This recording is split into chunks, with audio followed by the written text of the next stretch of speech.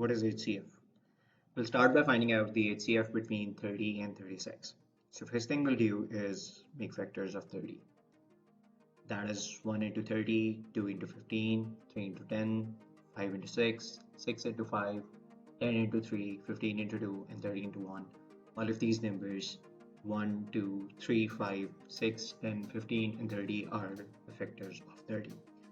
Similarly, the factors of 36, 1 into 36, 2 into 18, 3 into 12, 4 into 9, 6 into 6, 9 into 4, 12 into 3, 18 into 2, 36 into 1.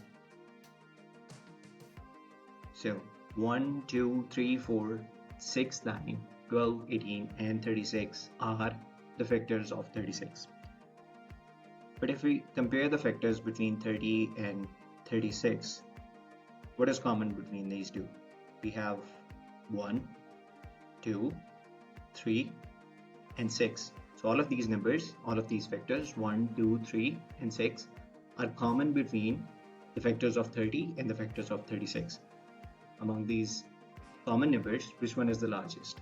That is number 6. So 6 is the highest common factor of number 30 and 36. You can also use prime factorization to find out the HCF between 30 and 36.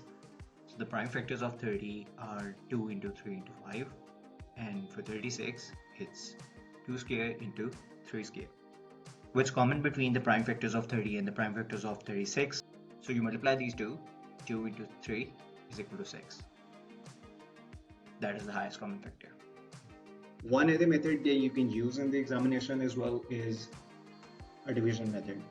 So you take these two numbers, 30 and 36, you divide them by the first prime number that you can think of, that is 2, lowest prime number.